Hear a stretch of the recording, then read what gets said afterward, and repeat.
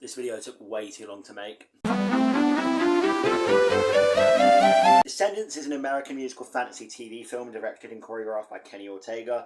The film stars Dove Cameron, Sofia Carson, Booboo Stewart and Cameron Boyce as the children of Maleficent, the Evil Queen, Jafar and Cruella DeVille, respectively. And I'm doing a long video now. Let's talk about the production of this thing. Disney Channel announced the production of the film and the outline of its plot on December 12, 2013. They also announced Kenny Ortega as director, the guy who did the High School Musical trilogy. So everyone knew it was going to be peak. Costume design was done by Cara Smith, and filming began in the spring of 2014 and took place in Vancouver and in locations such as Hatley Castle and the British Columbia Parliament buildings in Victoria, Canada. Marketing. Obviously, being a TV movie, there wasn't much marketing, just a few adverts on TV. Here's one, I guess.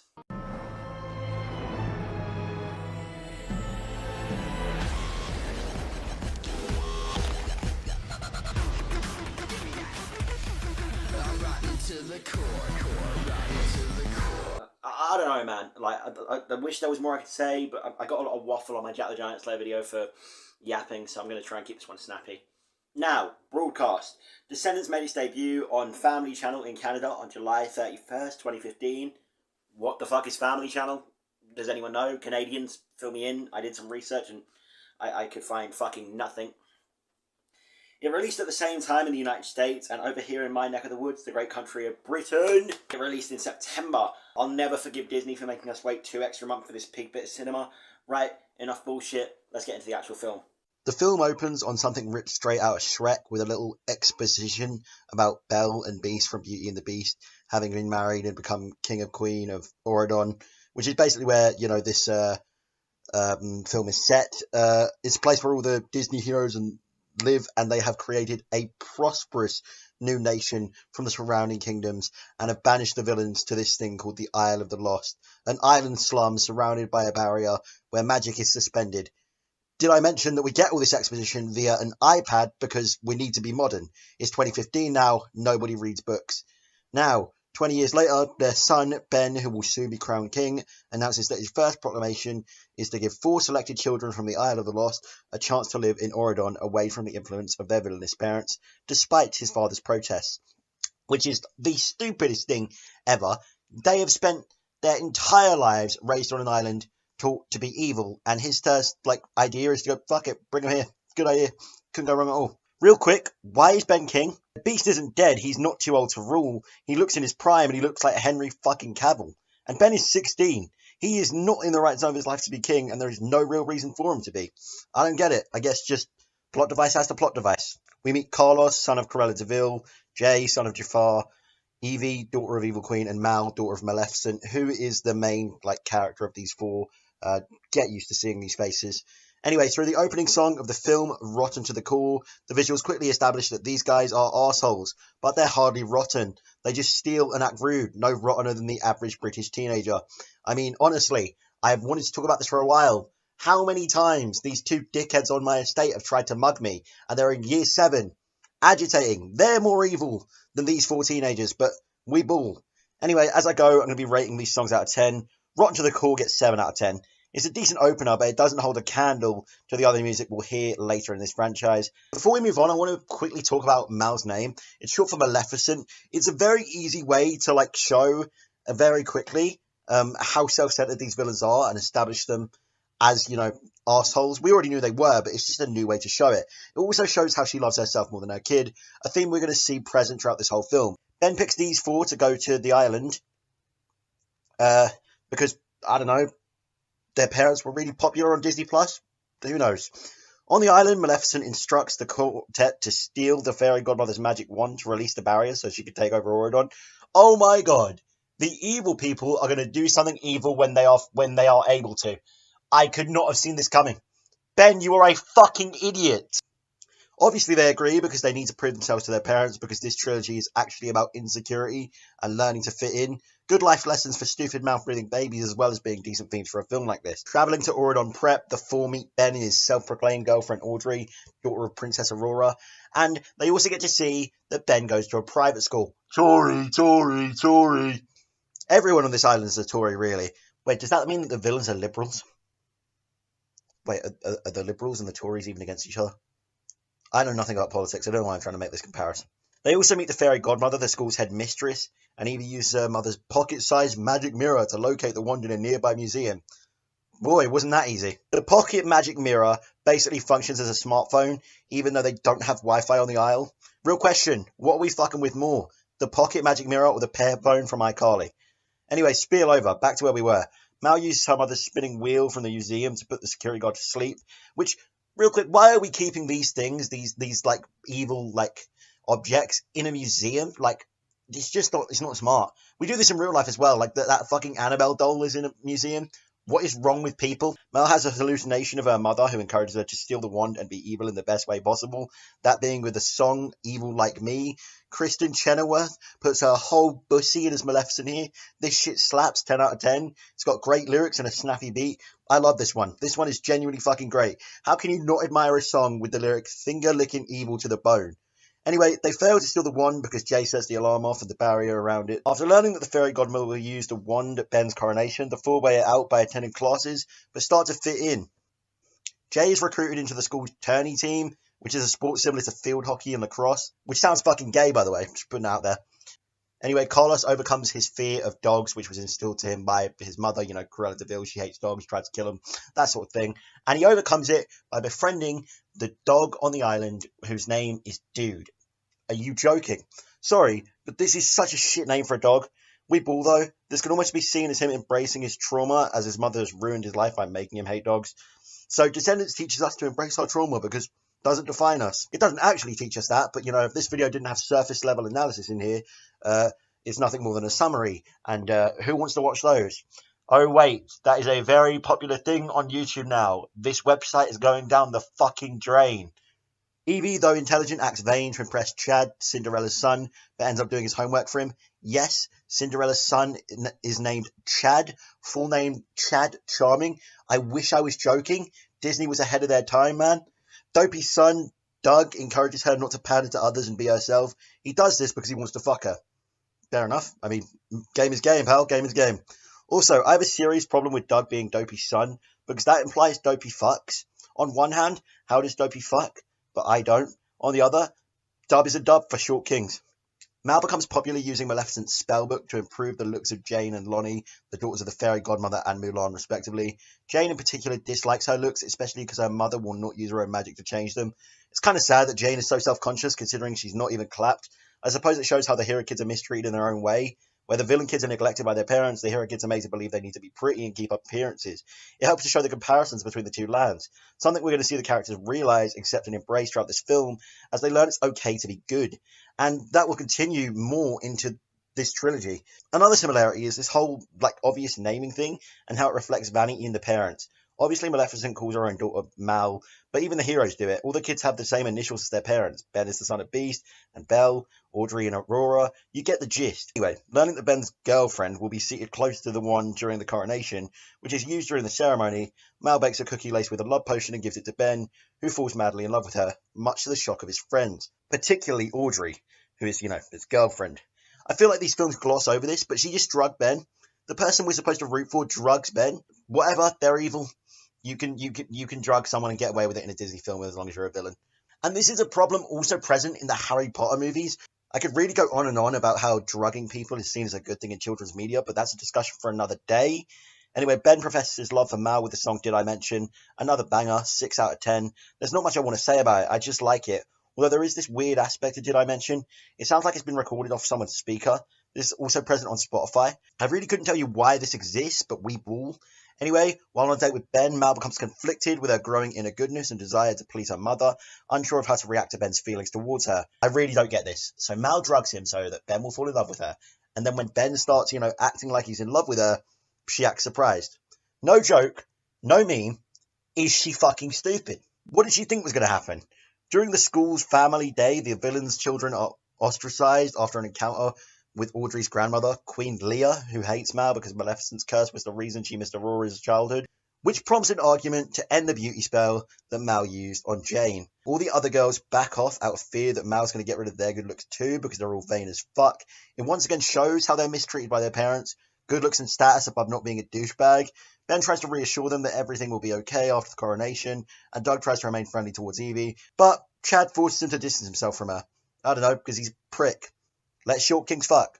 At Ben's coronation, Mal gives him a brownie containing the love spell's antidote, believing it's unnecessary to keep him under the spell because if she keeps him in love with her while betraying him, it'll be too mean. Sorry, but if she's meant to be a villain, why does she care if she's too mean? It turns out, by Ben's admission, he's not even been, under the effects of the spell this whole fucking film. So what was the point? But why? Why is this Ex Machina completely removed? What happens to make this happen? Ben went swimming in a magic lake, basically. I don't fucking know. This is the dumbest shit ever. She drugged you, brother. You seriously cannot, still fancy her. This is next level simpery. Can't say I blame him, though. I mean, Dove Cameron is Dove Cameron. Also, while I'm here real quick, anyone ever see Liv and Maddie? Was I a stupid child? Because I really believe these to be twins and not the same person. Let me know in the comments, because I'm geeked. Anyway, during Ben's crowning, a disillusioned Jane grabs the one from her mother, wanting to improve her beauty, only for her to accidentally destroy the Isle's barrier. Again, that toxic idea that looks for everything is most important.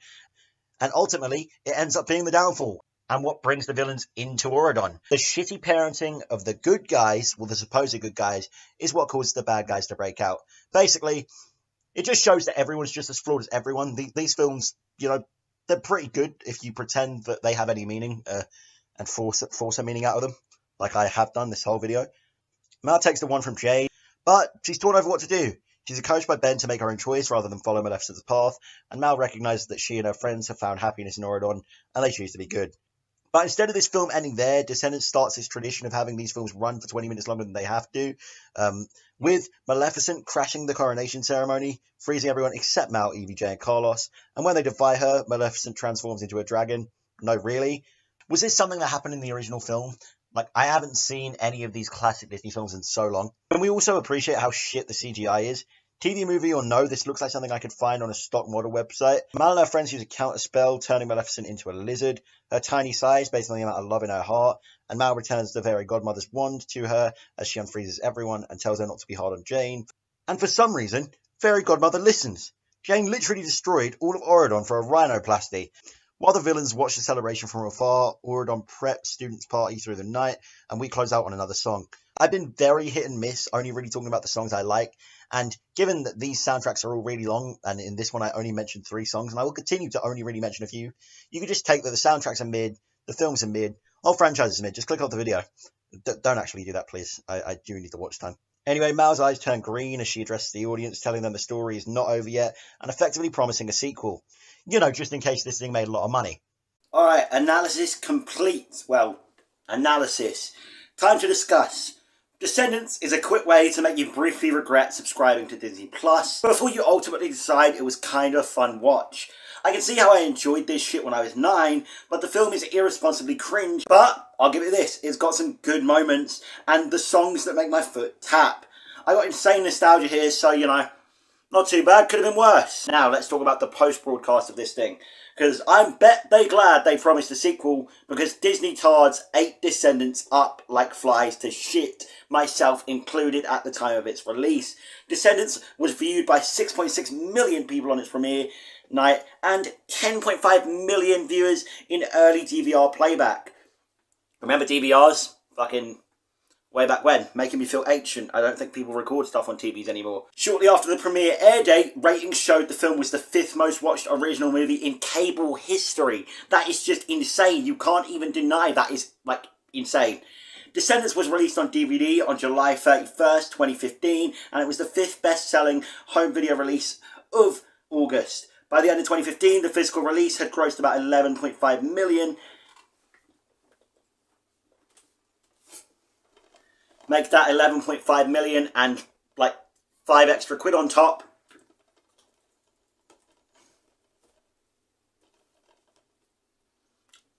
Yes, I did just do that bit because I forgot to put that up for this. Critics liked it. Well, more than they liked the average Disney Channel film. It was liked enough to have a shit ton of merch, and I'll gladly admit I owned a few bits because I was a faggot. Disney Channel raised gay people. The film was nominated for a shit ton of awards, considering it was just a TV movie, and it won 2 of these, those being Writing in a Children's Long-Form Programme and Outstanding Directorial Achievement in Children's Long-Form Programme.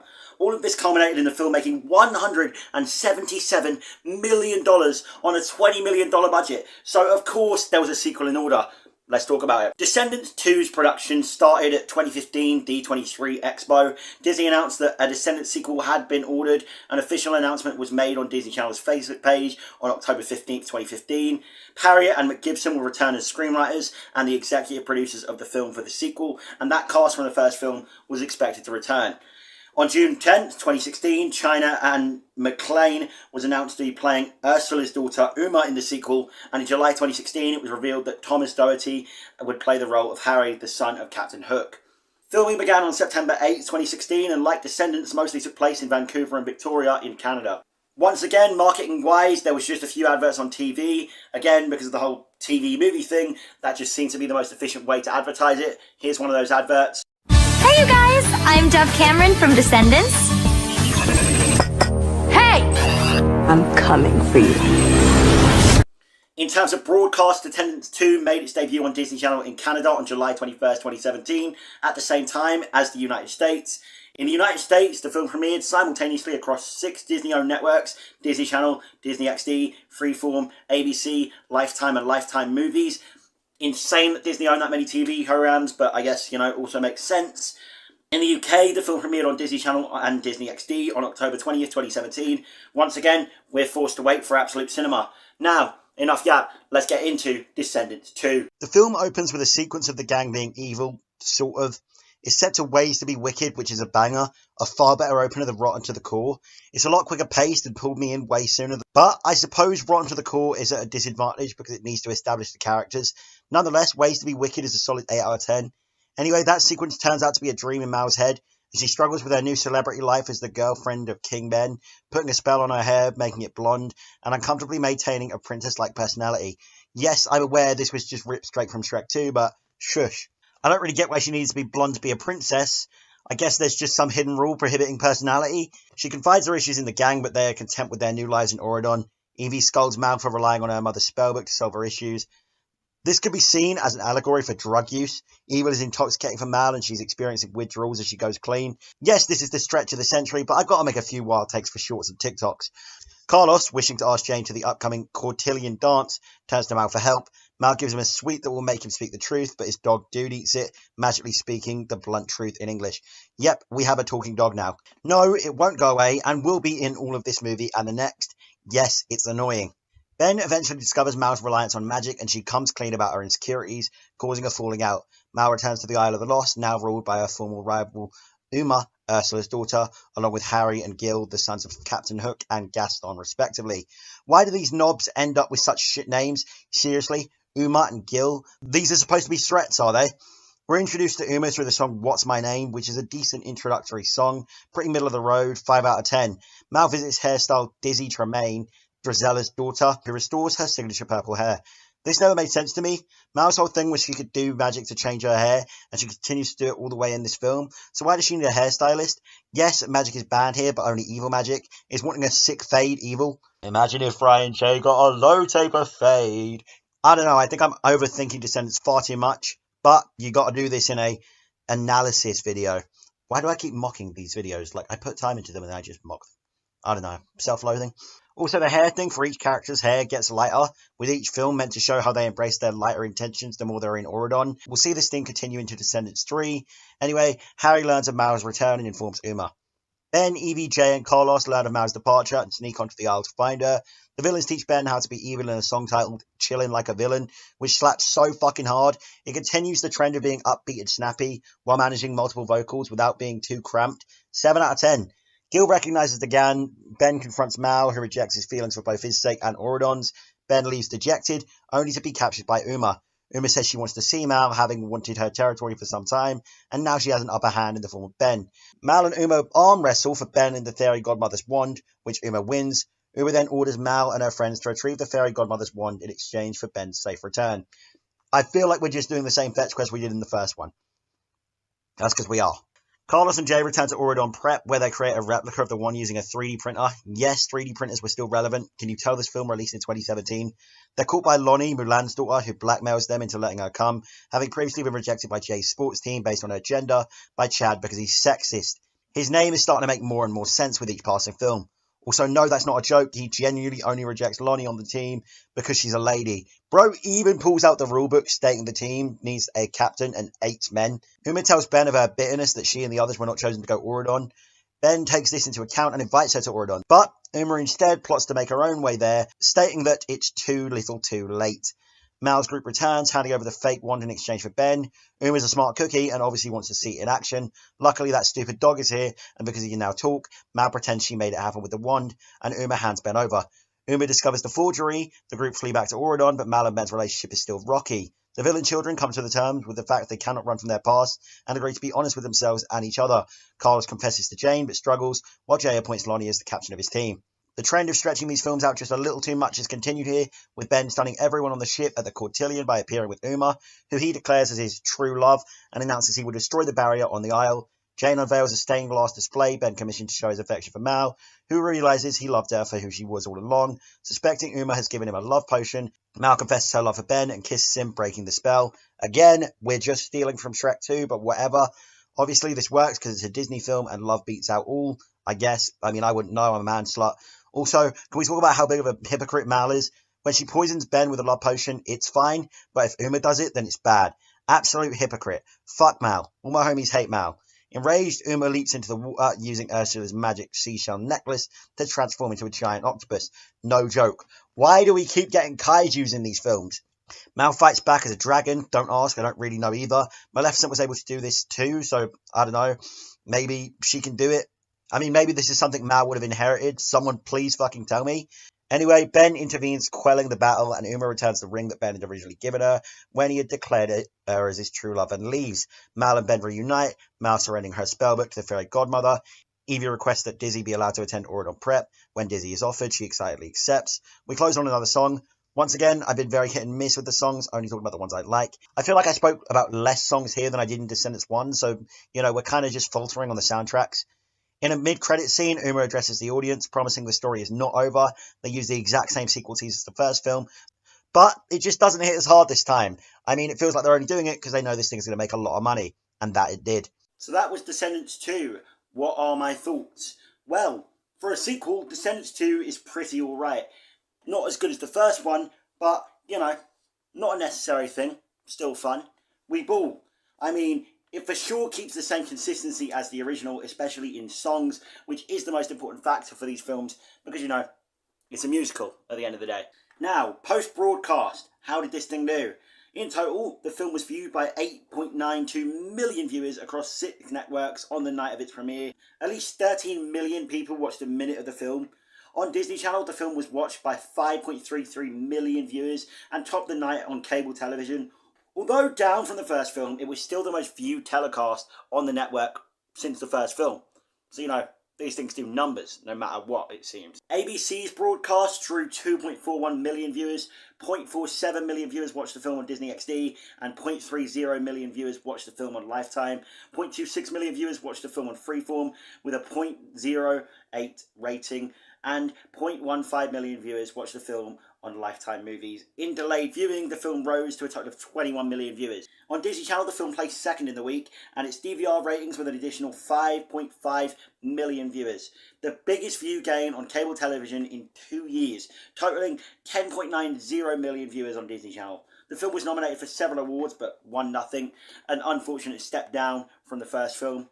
After broadcast, the DVD release happened on August 15th, 2017, and the film sold 123,760 DVDs in the first week, making it the most sold film in the United States.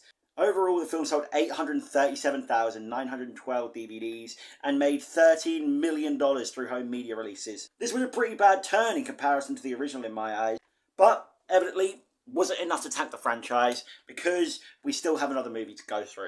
But before we even get to Descendants, this video is sponsored by me.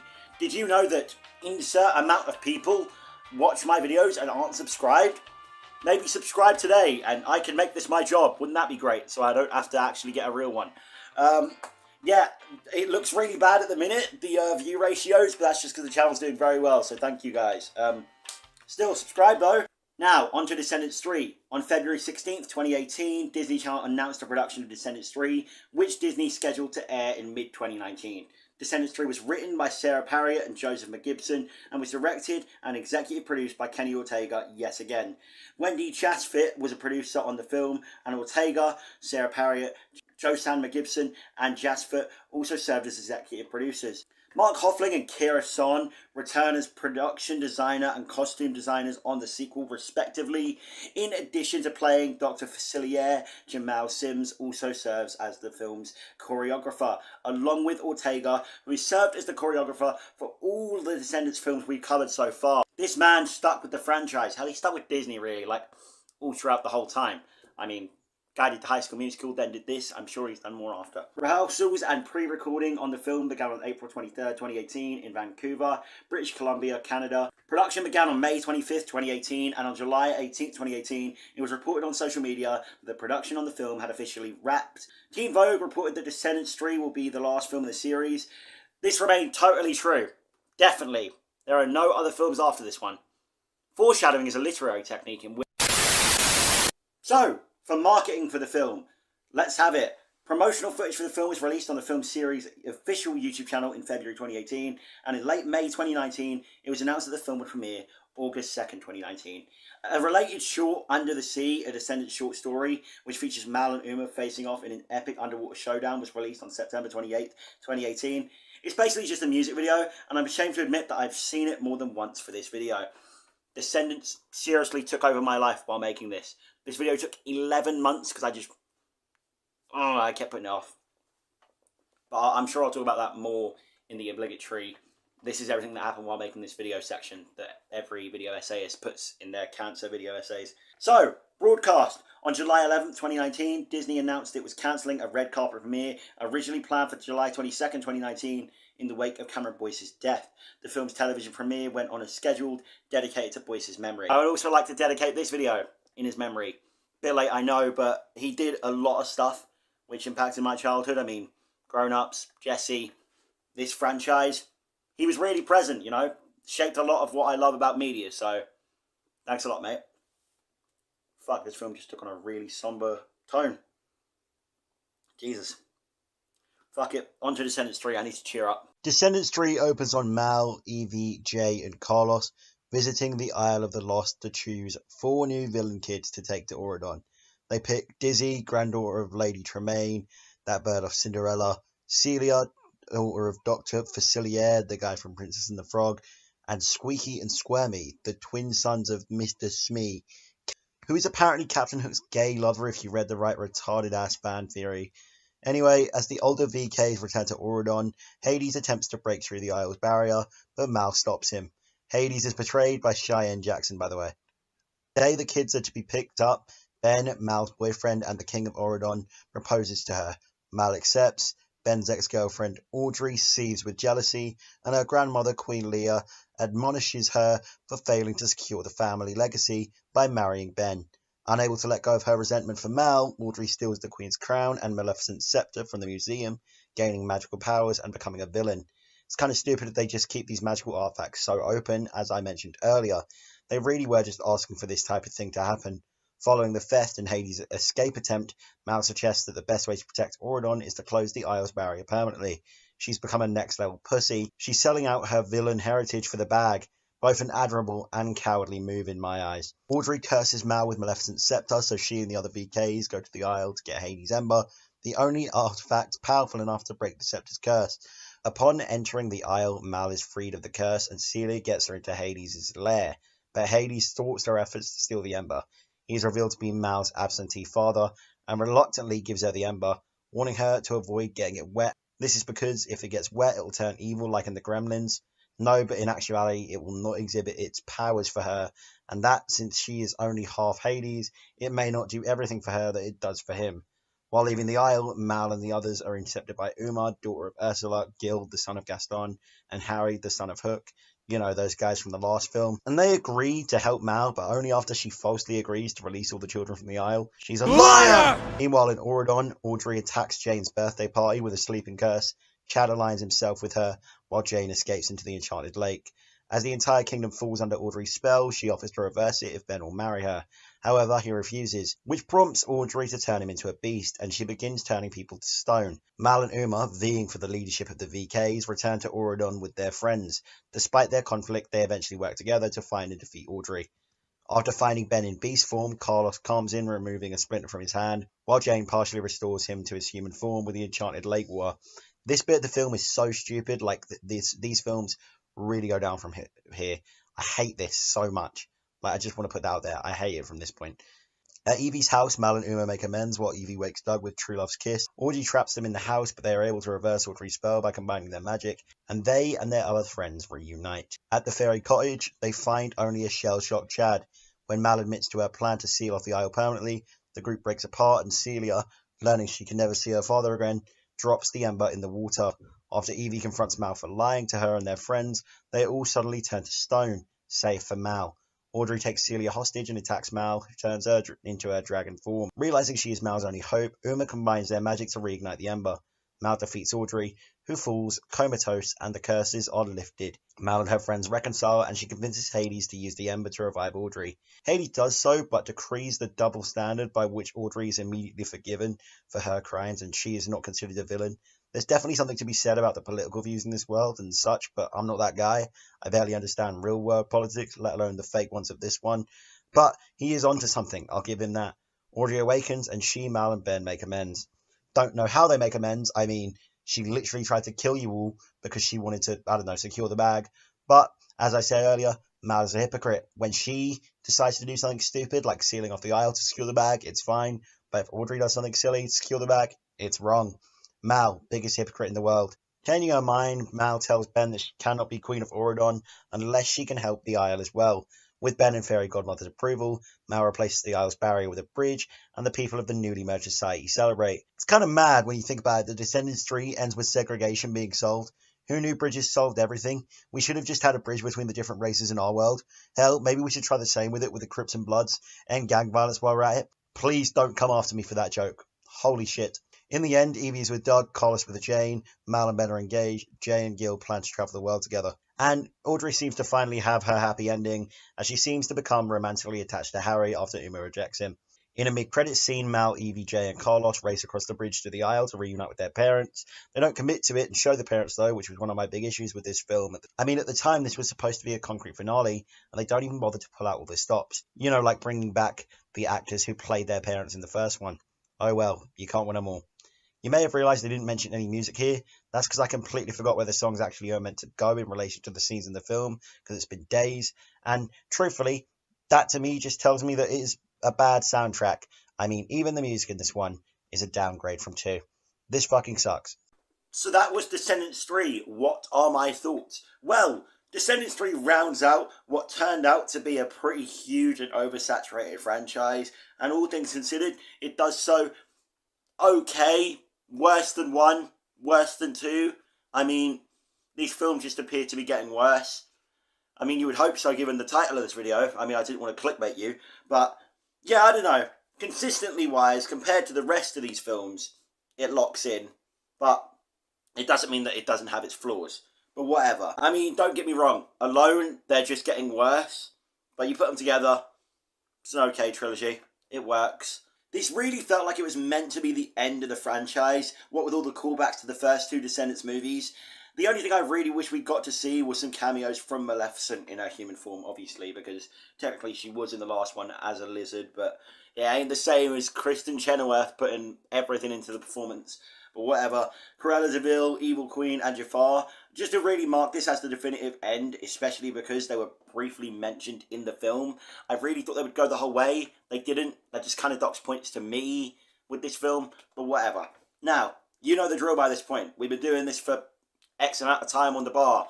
Descendants 3 post-broadcast. Well, okay, so it was watched by 4.59 million viewers on August 2nd, 2019, which was its premiere, with viewership increasing to 8.43 million viewers after 3 days of delayed viewing. On Rotten Tomatoes, the film has an approval rating of 78% based on 9 reviews. Descendants 3 was released on DVD on August 6, 2019. The home media release generated $6,968,947. Plus 5 for mine, obviously. which for some reason just never appears in the background even though I set it up. Nice. Ooh, what's that? It's the interlude. Let's do it. Right, so we have a few months until Descendants 4. How do we pass the time? That is the question. I know. Capitalism. Descendants has a bunch of merch given the fact it's a huge commercial IP for Disney. One of its few runaway modern successes. And we've got a few dolls, which I'll admit I owned when I was little. I did try and source these dolls for this video. But turns out my sister threw them away when I gave them to her. How fucking rude. I really wanted to include them in this, but I guess you'll have to take these PNGs. And now we have these DVDs, which I now own as a grown man. I don't know if I really regret this. I'm paying for Disney Plus and now I own these physically. But it works for a nice prop for the video. Whatever. Holy shit, I just realised in this script it says that I wasn't even 18 while writing this. And now I am. I take too long making videos. Anyway, they also released books for this franchise, which is kind of crazy to me. I didn't think that many Descendants fans could read. I mean, the franchise seems to be most popular with people who enjoy spitting milk into their lap still, and virgin film YouTubers, but I don't know, they made books. And a lot of them, actually. Descendants also has a bunch of shorts and shit, and I am not going over those. I'm on page 17 of this script. This video is however long already, and we still have another film to go over. I'm not wasting more of my life talking about this franchise. Would you look at that? It's been insert amount of time, which means the interlude is over, Descendants Rise of Red is here, and we get to talk about it. Yippee! Why aren't you excited? Come on, let's discuss and pray to God I didn't leave this video even longer so they can make a fifth one. So, we're finally at Descendants The Rise of Red. It has been a long journey, but we're here. So, on August 18th, 2021, following the release of the animated special Descendants The Royal Wedding, Lauren Kislevsky, how do you say that? Who is Disney's branded television's senior vice president of original movies, responded to questions regarding the special's cliffhanger by saying that a tease is a tease. And she also said that Disney Channel would see where they get with the franchise. On September 21st, 2021, a fourth Descendants film was confirmed to be in development as part of an overall deal between Disney and the former Disney branded television president Gary Marsh's production company. By May 2022, the film was greenlit by Disney Plus as a spin-off under the working title of The Pocket Watch. I don't know which is shitter, Descendants The Rise of Red or Descendants The Pocket Watch. You tell me. Jennifer Fang was hired as director and co-executive producer, with Dan Frey and Russell Summer writing the screenplay and Marsh executive producing.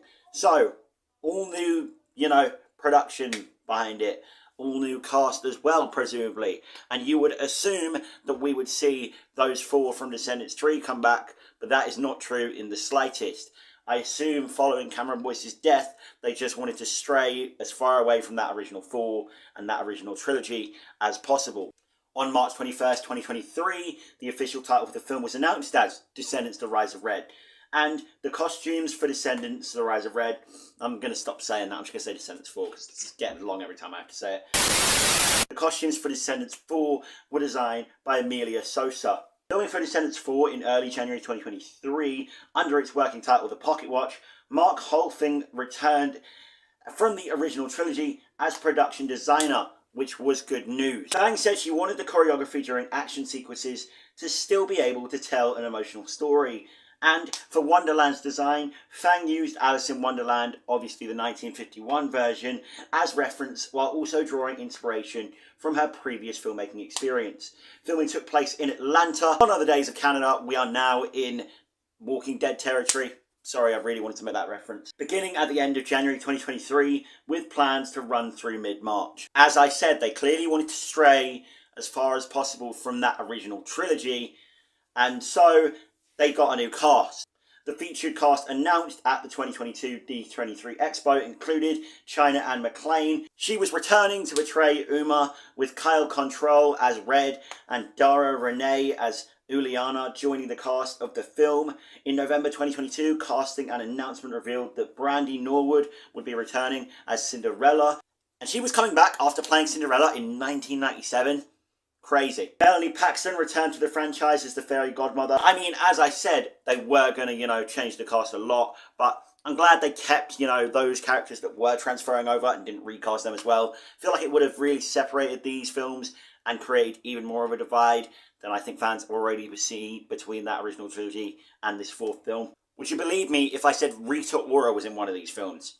She is. In Descendants 4, she was announced to be cast as the Queen of Hearts, which is just amazing. This was the one thing to actually get me hyped for this film, I'll be totally honest. Malia Barker, Ruby Rose Turner, Morgan Dudley and Joshua Coley were also announced to be in the film as, unannounced characters. After filming begun, Jeremy Swift and Leonardo Nam were announced as cast additions in February 2023. In March 2023, it was announced that Paolo Montalian was cast as King Charming, who, like Norwood, played a version of the character in the 1997 film Cinderella.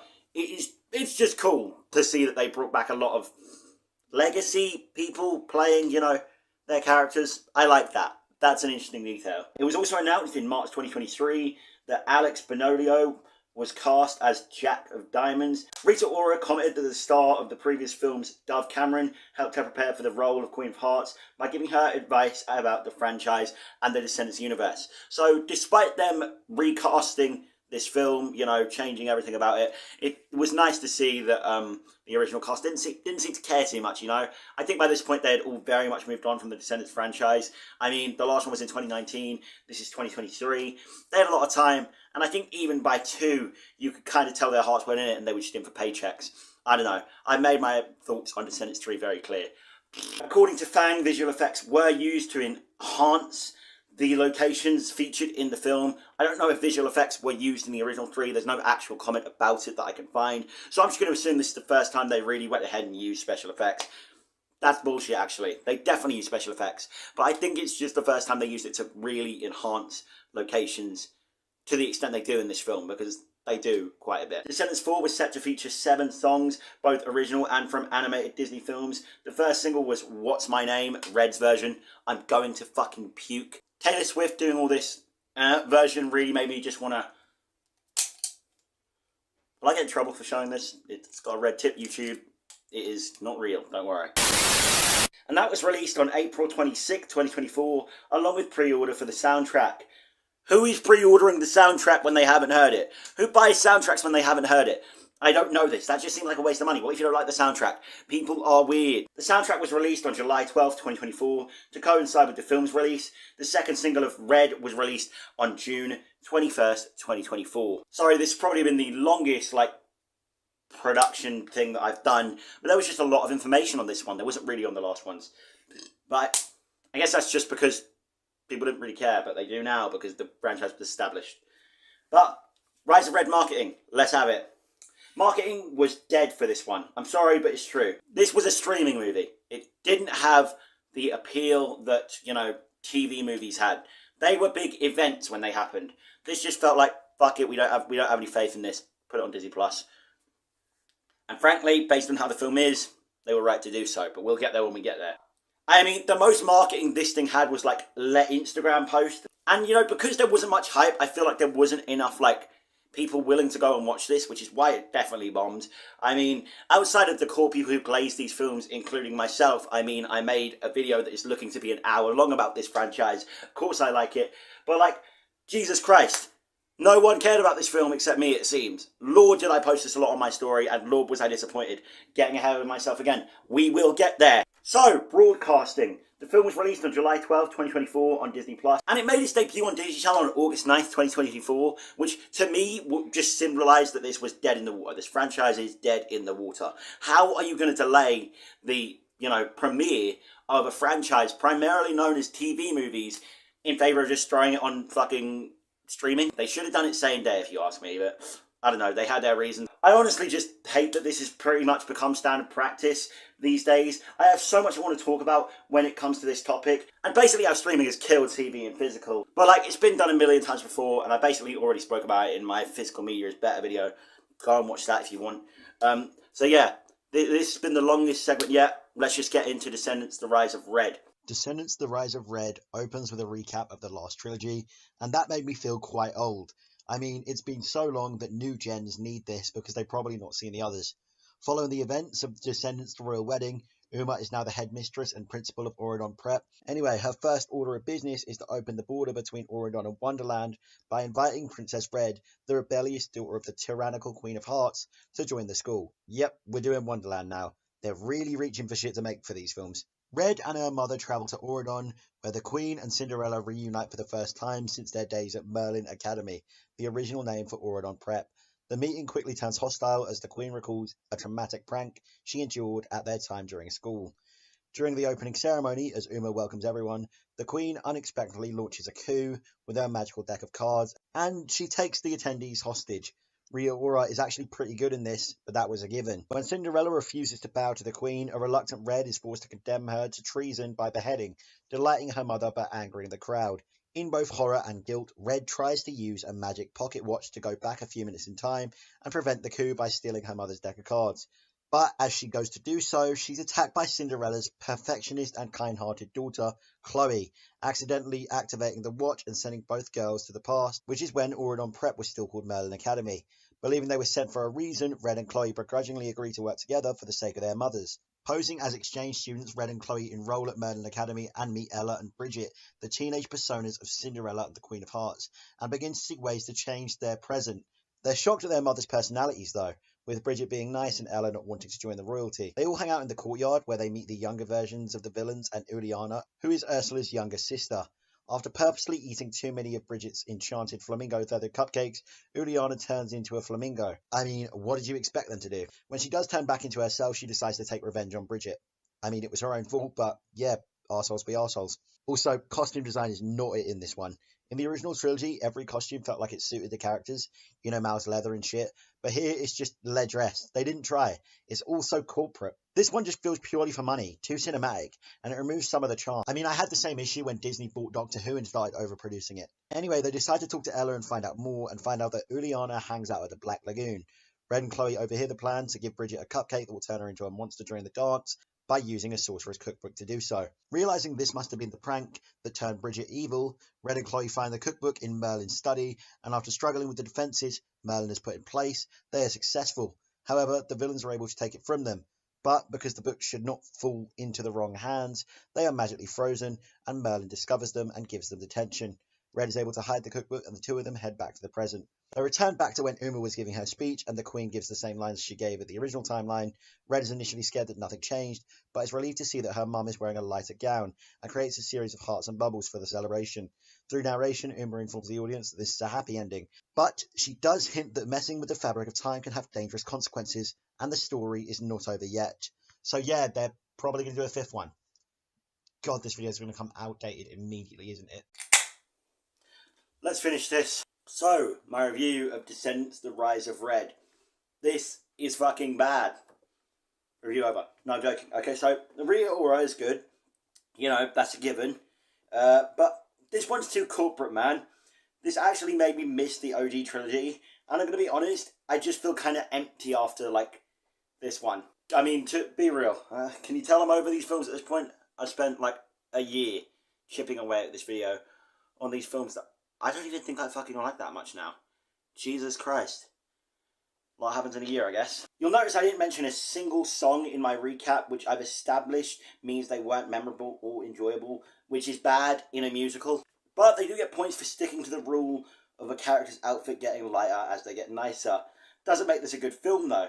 For all they do to try and keep this consistent with the last three films, they fuck up the main characters. Cinderella is black. I don't care. This is official fanfiction, for God's sake. Change what you want, but at least keep it consistent with your own fanfiction. My main issue is that Chloe isn't mentioned in the original trilogy, and Chad Charming is not said to have had a sister. Both her parents are black, while Chad, son of Cinderella in the original trilogy, is white. Something isn't adding up here. Either Cinderella is a fucking whore and went and, you know, bounced between people, or Chad is adopted. I don't know. You make your decision on, you know, the lore of fucking Cinderella's many children and descendants. Christ. Whatever, it doesn't matter. On to post-broadcast. Rise of Red was watched by 6.7 million viewers in its first 3 days of streaming on Disney+. It became Disney-branded television's highest original movie premiere on the streaming service. The film was the most watched streaming original movie during the week of the 12th of July to the 18th of July 2024, with 1.1 billion minutes of watch time. It was the third most watched original streaming movie during the week of the 19th of July to the 25th of July 2024, with 299.1 million minutes watched.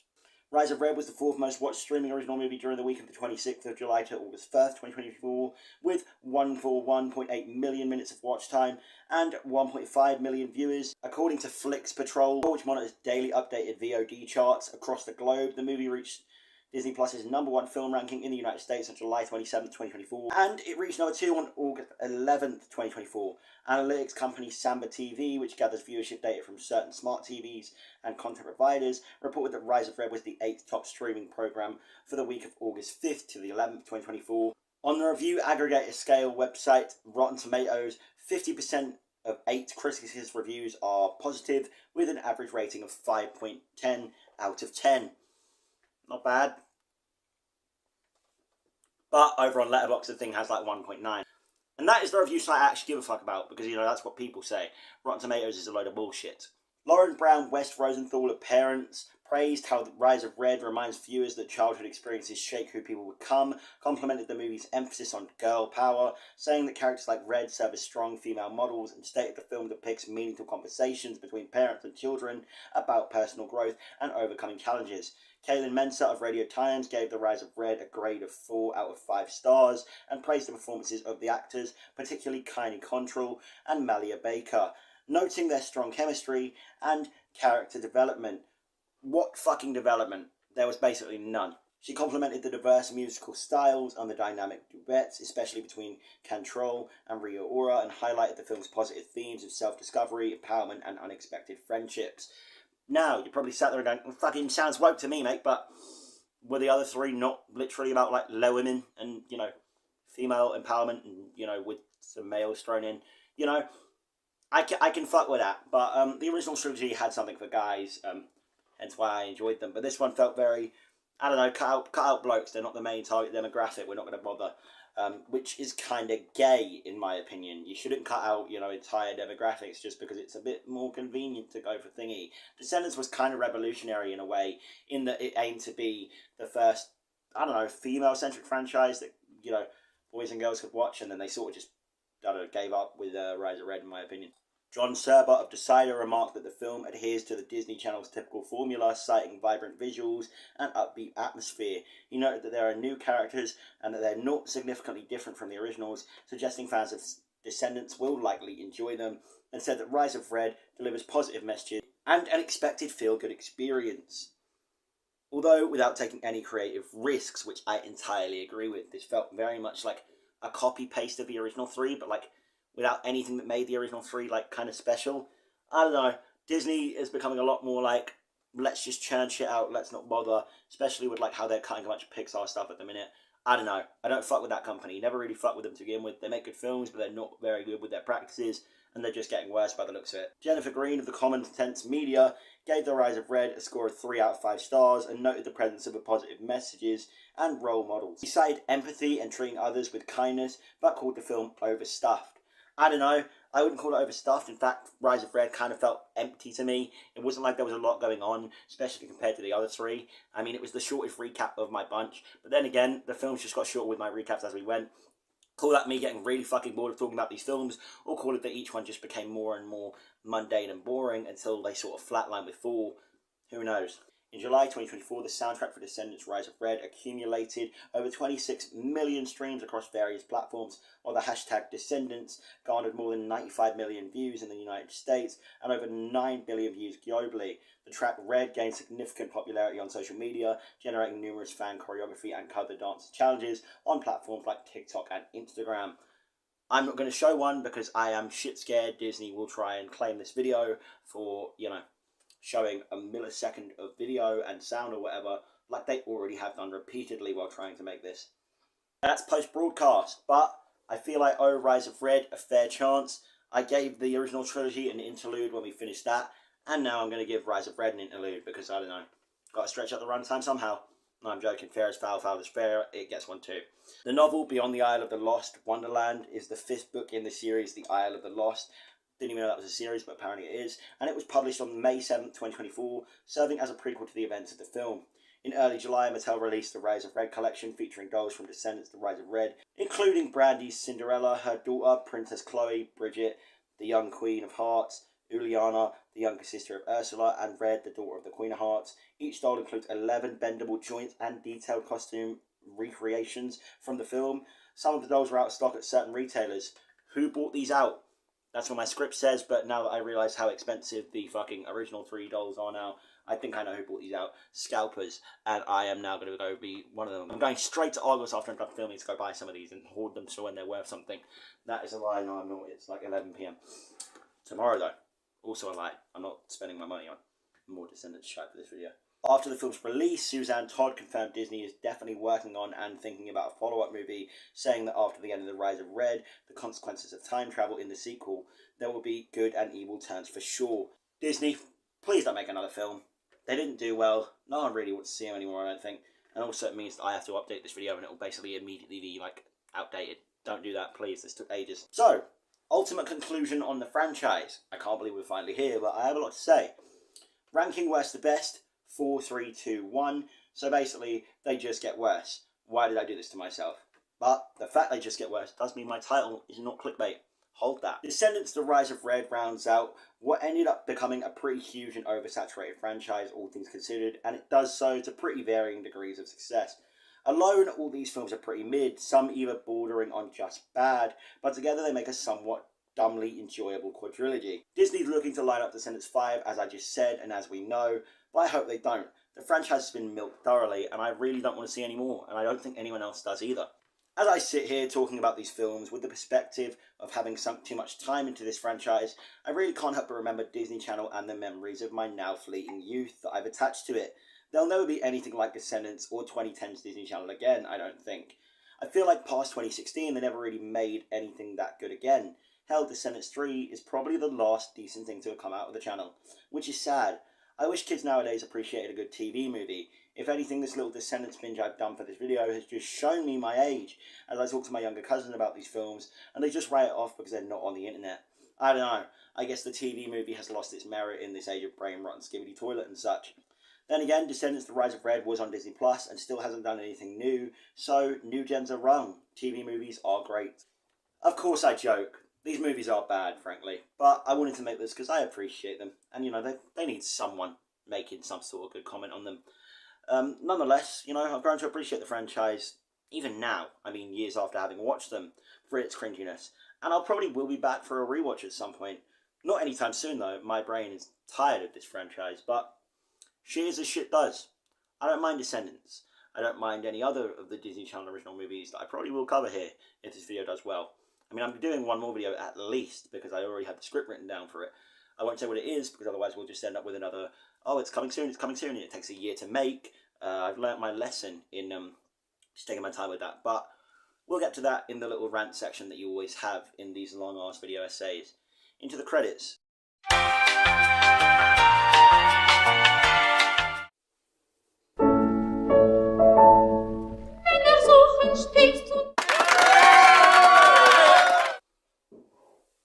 Oh, hello. How are you? Do you like what I did with the cameras? I know. Pretty cool. I can go like this to this. I know. We're really stepping up the editing game on the RyanJ channel here. So, this is the obligatory rant thing you see at the end of all these really long video essays. I've taken some notes because I want to make this brief. So, this thing took a while to make. I know. Can you believe it? All the teasing I did and it took ages to make, yeah. But it's finally here. I hope you enjoyed. Let me know down below. Like, comment, subscribe, all that stuff, that'd be nice. Could use some support for this. And, you know, I just want to talk about, like, what I learned, you know, because I approached this very much differently from how I approached Jack the Giant Slayer when I made that. You know, I didn't pressure things so much because it really stressed me out. I definitely put some pressure on it and it made me delay the video a lot, but I've learned from that to just take my time on things. Don't announce projects, you know, just drop them because it added stress, which is why I'm not announcing what the next project is, just that it's in the works. It'll come when it comes, you know? Also, don't put pressure on continuity and such. My clothes have changed plenty because this video has been filmed over the course of 2-3 weeks over the last year. You know, script writing, editing, it takes a while, whatever. Sorry, it's not the best angle because I'm looking up at you, but I really had nowhere else to put this. You know, I suppose I could put it there. Actually, that kind of works. Who knew? Now, next thing I want to address, because I know I just said continuity doesn't matter, but it does annoy me. In the title card, I made a joke about the video just being called Descendants and that being pretentious like I did for Sweet Pea, but that's not the case.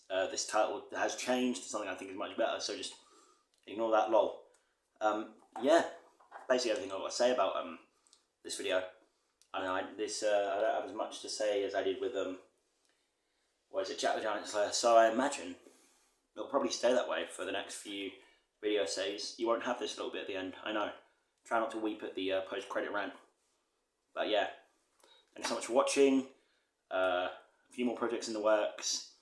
You'll see them when you see them. Lebosh. Like, comment, subscribe. Thanks for all the support of the channel. Goodbye.